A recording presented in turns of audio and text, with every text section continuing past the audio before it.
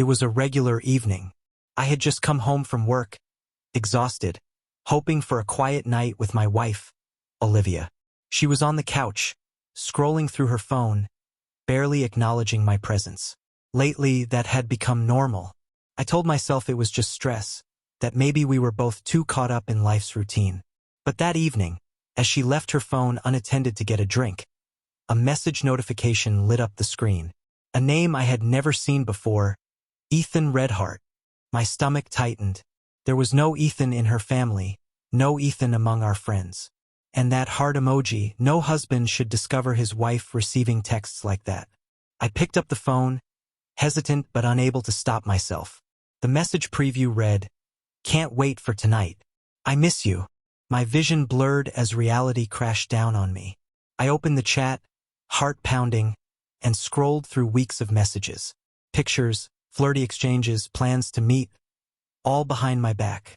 Every message felt like a dagger. I wasn't just reading words. I was witnessing the dismantling of my marriage in real time. The woman I had trusted with my life had built an entire world without me, and all it took to expose it was one careless notification. I sat there, phone in hand, frozen. I wasn't angry, not yet. I was numb. Olivia returned with her glass of wine, oblivious to what I had just seen. She noticed me holding her phone and gave a casual, dismissive laugh. "What's with that look? Jealous over a silly friend?" Her tone was mocking, as if daring me to react. She genuinely believed I would brush it off, that her charm would smooth it over like always. That's when something inside me snapped. Not in rage, but in clarity. I stood up, placed the phone gently on the table, and headed toward the door. "Where are you going?" she asked, smirking, clearly amused. "You're not seriously upset over a few texts, are you?" Her laughter echoed behind me as I grabbed my keys. She thought it was a bluff, that I'd be back after cooling off, ready to accept whatever crumbs of explanation she'd offer. But I wasn't bluffing. I wasn't giving her the satisfaction of a dramatic argument. She wanted me to grovel, to beg for honesty. I decided I wouldn't give her that power. Not this time. As I walked out of the apartment, the cool night air hit me like a slap. It wasn't just about the betrayal, it was about the disrespect. Olivia didn't even try to hide her affair. She assumed I was too weak to leave, too dependent to walk away.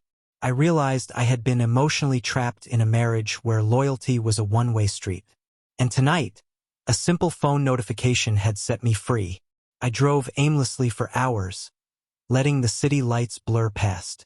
I thought about the years I had invested, the sacrifices I had made, all while Olivia entertained another life. But as the night wore on, the weight of betrayal transformed into a strange sense of relief. The truth was out.